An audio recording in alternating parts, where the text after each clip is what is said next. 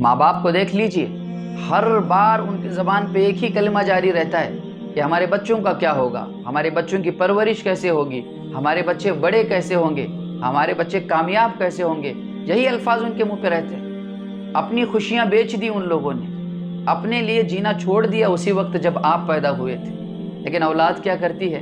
ان کے ساتھ ایسا معاملہ کرتی ہے جیسے مان لو کہ ماں آپ کی نوکرانی ہو، باپ آپ کا مزدور ہو، آپ کا امپلائی ہو۔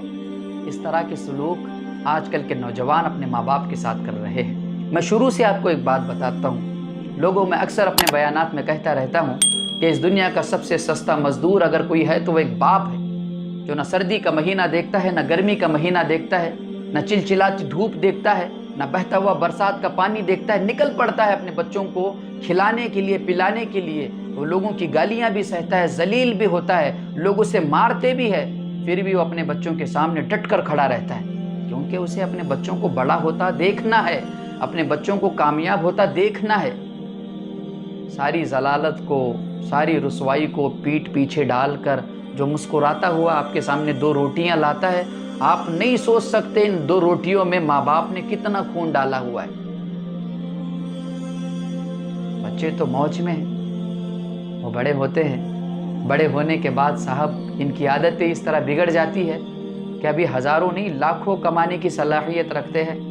اب جب موقع یہ تھا بچوں کے پاس، وہ ماں باپ کی خدمت کرتے، ماں باپ کو سر پہ بٹھا لیتے، ماں باپ کی عزت و اکرام کرتے، انہیں تحفوں سے نوازتے۔ لیکن بچوں کا یہ معاملہ ہے، وہ ان کی کھانسی سے پریشان ہو جاتے، وہ ان کے بات کرنے سے پریشان ہو جاتے، وہ چڑچڑاہٹ محسوس کرنے لگتے ہیں۔ ان بوڑھوں کا ہم نوجوانوں میں کیا کام؟ نکال دو انہیں گھر سے باہر۔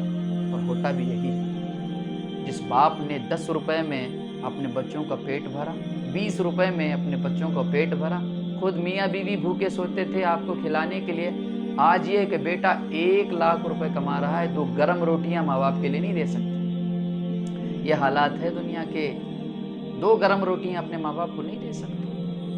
نہ جانے کیا ہو گیا اس آدمی کو، اس عورت کو، جس نے ساری زندگی اپنی ان بچوں کے لیے لگا دی، نافرمان بچوں کے لیے، آج بھی خاموش ہے۔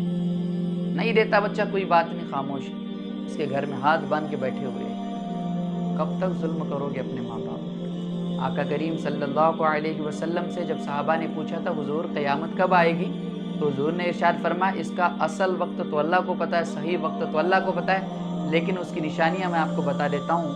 لوگ اپنے ماں باپ کو ذلیل کرنے لگے اور اپنے گھروں سے باہر نکالنے لگے تو سمجھ جاؤ ان قریب قیامت آنے والی ہے۔ ماں باپ کا کیا مقام مرتبہ ہے؟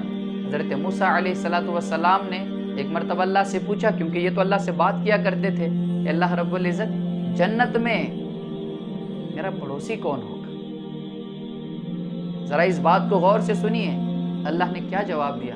اے موسیٰ قریشی، گوشت کاٹنے والا جنت میں تیرا پڑوسی ہوگا۔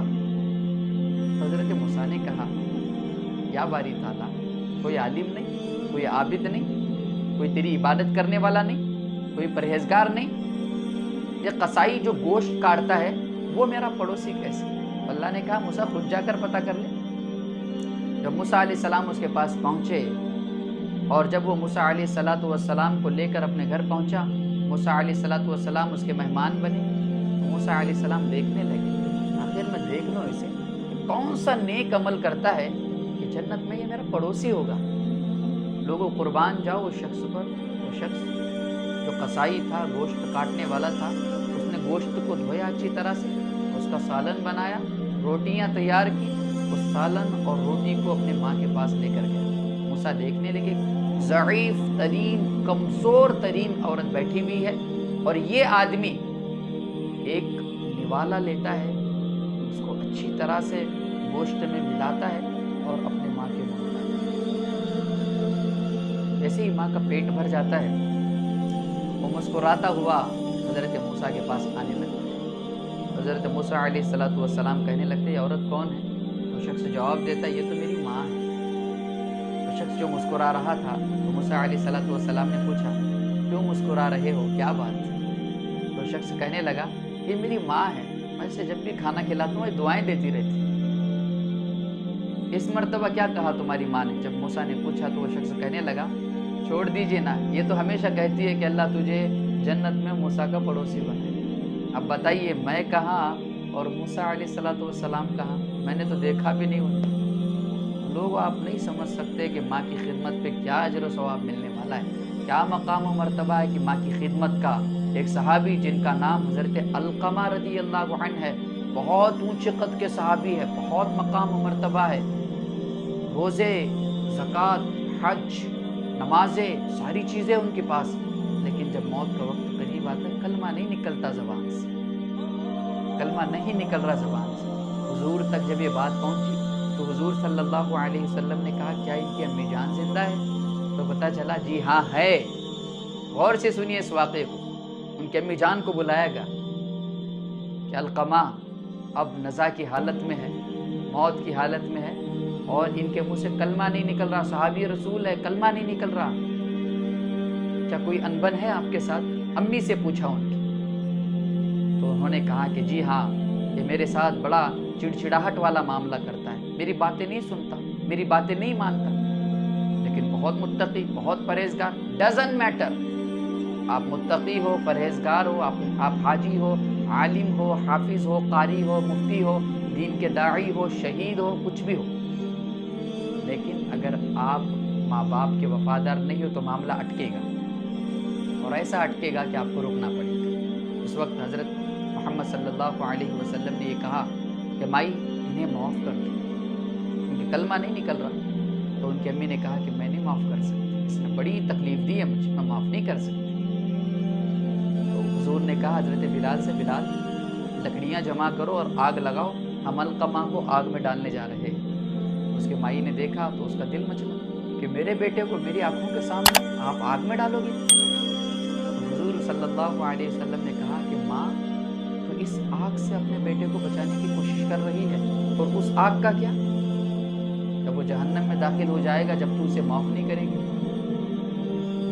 آپ نہیں سمجھ سکتے، یہ ماں کا معاملہ بڑا عجیب ہے۔ آپ خدمت کرو گے، آپ کو تحفے تحائف ملیں گے اللہ کی طرف سے، آپ اس کی نافرمانی کرو گے تو دنیا میں بھی عذاب ملے گا۔ عذاب دنیا کا یہ ہوگا کہ آپ کو کلمہ نصیب نہیں ہوگا، آخرت کا عذاب تو کسی سے چھپا ڈھکا نہیں ہے، وہاں پہ تو جہنم ملنی ہی ملنی ہے۔ تو ماں باپ کی خدمت کیجئے، ماں باپ کی عزت کیجئے۔